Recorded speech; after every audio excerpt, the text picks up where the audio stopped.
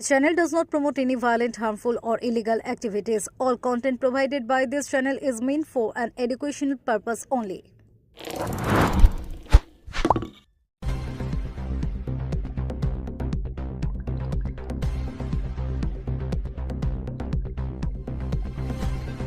Hearing লাইনে ভারতীয় জাতীয় দলের ফুটবলার রহিম নবী নির্বাচন কমিশনের নোটিশে ক্ষোভ প্রকাশ। নির্বাচন সংক্রান্ত হিয়ারিং প্রক্রিয়া এদিন পান্ডুয়ায় উপস্থিত থাকতে দেখা গেল ভারতের জাতীয় ফুটবল দলের খেলোয়াড় রহিম নবীকে।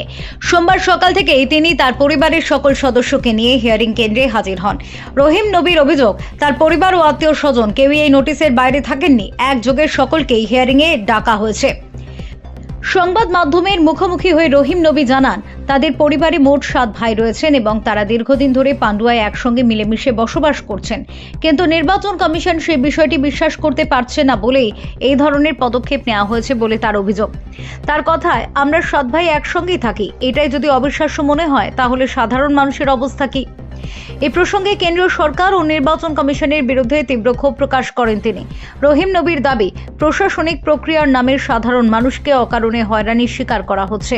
জাতীয় স্তরের একজন ক্রীড়াবিদ হওয়া সত্ত্বেও তার পরিবারকে যে ভোগান্তির মুখে পড়তে হচ্ছে তা সমাজের অন্যান্য সাধারণ মানুষের ক্ষেত্রে আরও বেশি সমস্যা তৈরি করছে বলেই মনে করছেন তিনি। এদিন হিয়ারিং কেন্দ্রে পৌঁছে লাইনে দাঁড়িয়ে নির্ধারিত সমস্ত প্রক্রিয়া সম্পন্ন করেন রহিম নবী। পুরো বিষয়টি নিয়ে এলাকায় ব্যাপক চর্চা শুরু হয়েছে। অনেকের মতেই এই ঘটনা নির্বাচন সংক্রান্ত হিয়ারিং প্রক্রিয়া ও তার বাস্তব প্রয়োগ নিয়ে নতুন করে প্রশ্ন তোলে। Bureau report, Kolkata mirror.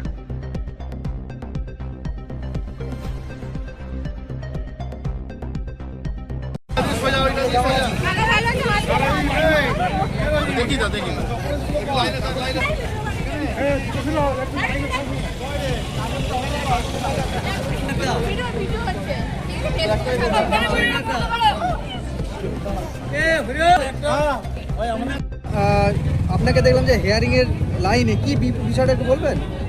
বিষয়টা হচ্ছে, দেখো সত্যি কথা বলতে আমরা 7 ভাই 3 বোন, তো এরা এখনো বিশ্বাস করতে পারছে না যে আমরা এতগুলো ভাই একসঙ্গে থাকি বা পান্ডুয়ার বাসিন্দা, সেটা এরা কোনো মতে মেনে নিতে পারছে না। সব থেকে বড় জিনিস, বা মানে জাতীয় দলের হয়ে ধরো না করেও সিনিয়র জুনিয়র মিলিয়ে 100টার উপরে আমরা ম্যাচ খেলেছি, জাতীয় দলের ক্যাপ্টেনশিপ করেছি, সেখানে আমাকে হিয়ারিং করা হচ্ছে, আমাকে এসআইআরে ডাকা হচ্ছে। অবশ্যই ডাকবে, নিশ্চয়ই ডাকবে, আমি সবসময় সাথ দেবো। এগুলো হেনস্থা নয় আমার মনে হয়। এগুলো কি আম পাবলিককে দেখো কীরকমভাবে বয়স্ক মানুষদেরকে, যাদের 94, আমার বাবার 94, অনেকে আছে এরকম 90-এর ওপরে বয়স, তাদেরকে হ্যারাসমেন্ট করা হচ্ছে। এগুলো মানা যায় না। না, বাবা আমার অসুস্থ, তারপরে আমাকে ডেকেছে, আমি আবার কলকাতা থেকে এখানে ছুটে এসেছি আজকে। এইগুলো তো আননেসেসারি মানুষকে হ্যারাসমেন্ট করা। এই যে মানুষগুলো দাঁড় করিয়ে রেখেছে তো বয়স্ক মানুষদেরকে, আপনার বাড়ি এদেরকে প্রমাণ দিতে হবে যে আমরা এখন ভারতীয়। তাহলে যা আমি পেয়েছি ভারতীয় দলে যখন খেলেছি, তাহলে সেগুলো ফেরত দিয়ে নি। সব কিছুতে একটা লিমিট আছে। কতজনকে ডেকেছে আপনার বাড়ি? আমার বাড়ি সবাইকে, অলমোস্ট ফুল ফ্যামিলিকে ডেকেছে, প্লাস আমার কুস্তি যারা সবাইকে ডেকেছে। এদের কাজই হচ্ছে মানুষকে পারেশানি করা। তা আপনি জেনে শুনে এগুলো করা হয়। কি কারণটা বলছে? কি কারণ? কি নাম দেখবে, নাম ঠিক আছে কিনা, আমি এখানকার বাসিন্দা কিনা। কেন ওরা জানে না যে মানুষটাকে ডাকি, সেই মানুষটাকে সার্চ করে দেখি বা কে ব্যক্তিটাকে।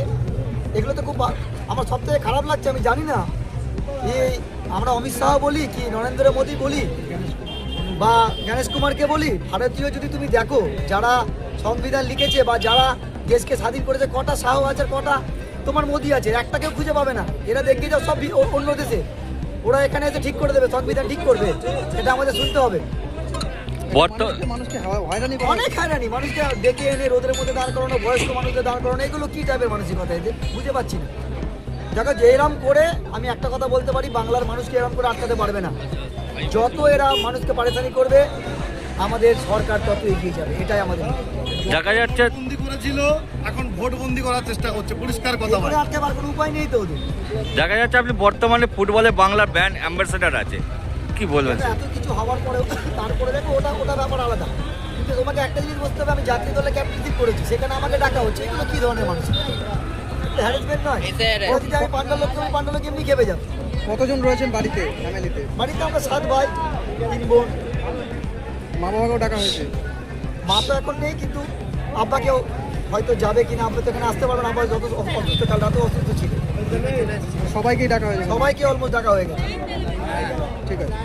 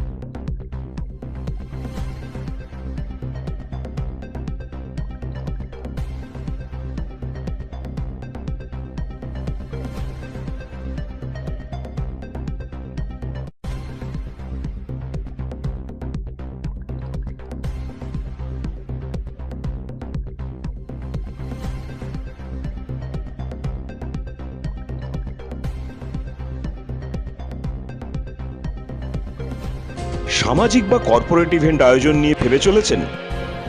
এবার আপনার ভাবনার অবসান। এসে গেছে ক্লাব ওয়েলকামের নতুন ক্রিস্টাল হল। ৬,০০০ বর্গফুটের রাজকীয় এই ব্যাংকোয়েট হলের সঙ্গে যুক্ত বিশাল আয়তনের কিচেন, জিভে জল আনা নানা পদ অতিথিদের পরিবেশনে সক্ষম। প্রয়োজনে ব্যবহার করতে পারেন আউটডোর ক্যাটারিংয়ের সুবিধাও। ক্রিস্টাল হলে অনুষ্ঠান আয়োজন অনুষ্ঠানের গরিমা বৃদ্ধি করে। রয়েছে 5টি লাক্সারি রুমের সুবিধাও। তাই সামাজিক হোক বা কর্পোরেট ইভেন্ট নির্দ্বিধায় চলে আসুন ক্লাব ওয়েলকামে। বুকিংয়ের জন্য যোগাযোগ 9147005547 অথবা 9163333080। Enjoy a weekend at Vedam, the paradise of peace. A home away from home.